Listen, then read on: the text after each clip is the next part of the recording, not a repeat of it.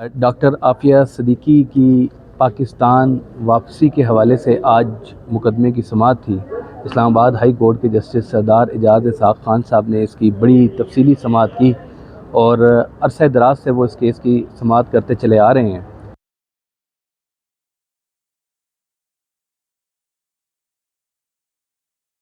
آج تک جتنی پروگرس اس کیس میں ہوئی ہے اس میں آج کی سماعت میں جو مسئلے کی جڑ ہے اس پر جج صاحب نے آج ہاتھ رکھا ہے اور پورے آج عدالت میں اصل میں ہم نے 2 دن پہلے امریکی جو وکیل تھے عافیہ صدیقی صاحبہ کے ان کی ایک ڈکلیریشن ہے وہ عدالت میں فائل کی تھی۔ انہوں نے تمام ثبوتوں کے ساتھ امریکہ کی عدالتوں میں ایک پٹیشن فائل کر رہے ہیں، موشن جسے کہتے ہیں فار کمپیشنیٹ ریلیز کہ عافیہ، اس میں انہوں نے جو چیزیں جو اس کی تحقیق کے نتیجے میں جو سامنے آئیں اس میں 2 بڑی اہمیت کی حامل چیزیں تھیں۔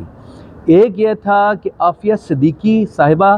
اور ان کے بچوں کو، چھوٹے چھوٹے معصوم بچوں کو پاکستان میں سندھ حکومت نے اور اس کے بعد ISI نے، یہ اس رپورٹ کا حصہ ہے، ڈکلیریشن کا حصہ ہے، وہ ان کو امریکن ایجنسیوں کے حوالے کیا۔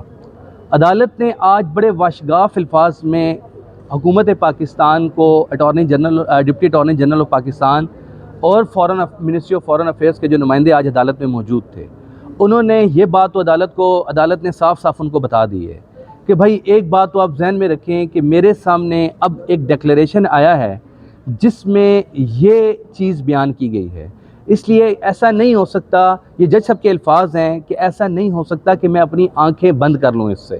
میرے منصب کا یہ تقاضا یہ ہے کہ جب میرے سامنے یہ چیز آئی ہے تو میں اس کی مکمل تحقیقات اور انکوائری کرواؤں، اور انکوائری کے لیے انہوں نے 2 سوالات حکومت پاکستان سے پوچھ لیے ہیں اور انہوں نے کہا کیا یہ پرسوں آئیں جمعے والے دن، اور اس بارے میں عدالت کو وضاحت کریں کہ کیا عدالت اس پر انکوائری کا آغاز کرے کہ نہ کرے، نمبر 1۔ اور وہ میں کیوں نہ DGISI سے یہ اوپینین مانگوں، یہ عدالت کے الفاظ ہیں، رپورٹ طلب کروں، DGISI سے میں رپورٹ مانگوں اس بات کی کہ عافیہ صدیقی، 2 باتیں وہ عدالت کو آ کر بتائیں، اپنی رپورٹ میں واضح کریں۔ نمبر 1 یہ بات ہے، اور یہ میں جمعے والے دن یہ آرڈر کروں گا، آج انہوں نے صرف اپنی رپورٹ میں یہ چیزیں لکھوا دی ہیں آرڈر میں۔ ایک یہ کہ کیا وہ سفیشینٹ ایویڈنس تھی، وہ بنیادی طور پر آپ کے پاس وہ کیا شواہد تھے، وہ ایویڈنس کیا تھی، ثبوت کیا تھے کہ جن کی بنیاد پر آپ نے یہ فیصلہ کیا کہ عافیہ صدیقی کو اغوا کر لیا جائے، ایبڈکٹ کر لیا جائے، اور اس کی بنیاد پر آپ نے اغوا کرنے کے بعد عافیہ صدیقی کے ساتھ ساتھ اس کے 2 بچوں کو بھی اغوا کر لیا جائے، 3 بچوں کو اس کے اغوا کر لیا جائے۔ یہ آپ نے کس ایویڈنس کی بنیاد پر ان بچوں کو اور عافیہ صدیقی صاحبہ کو اغوا کیا، وہ ایویڈنس آپ کے پاس کیا تھی؟ نمبر 1 یہ اس کے بارے میں آپ بتائیں۔ دوسری بات یہ کہ اگر آپ کے پاس ایسی ایویڈنس تھی بھی، بہت بڑی ایویڈنس آپ کے پاس موجود ہو، آپ یہ بتائیے کہ کیا اس ایویڈنس کی بنیاد پر آپ کے پاس کوئی اختیار تھا، آپ کے پاس کوئی قانونی جواز تھا کہ آپ عافیہ صدیقی اور اس کے معصوم بچوں کو ایک دوسرے ملک کی ایجنسیوں کے حوالے کر سکیں؟ یہ 2 سوالیں ہیں۔ انہوں نے کہا اس کے جو کلپریٹس ہیں، اس کے جو مجرم ہیں، اگر یہ کوئی جرم ہے، جب عدالت کے سامنے رپورٹ آئے گی اور اس کی روشنی میں، تو اس پر انکوائری کرنا جو ہے وہ عدالت کے فرائض منصبی میں شامل ہے اس رپورٹ کی موجودگی میں۔ سب سے پہلی بات تو عدالت نے اس پر تفصیل میں آج اس پر بات ہوئی ہے۔ دوسری، اور انہوں نے یہ لفظ کہا ہے، انہوں نے کہا I can't just let it go، ایسا نہیں ہو سکتا کہ میں اس کو جانے دے دوں، ٹھیک ہے، I have to do something for it۔ دوسری انہوں نے یہ بات عدالت کے سامنے تھی کہ آپ نے جو پچھلی دفعہ ہم نے عدالت نے ان کو ٹائم دیا تھا کہ آپ 4 ہفتے کا ٹائم دیا تھا، اور 6 مہینے سے یہ چیز چلی آ رہی ہے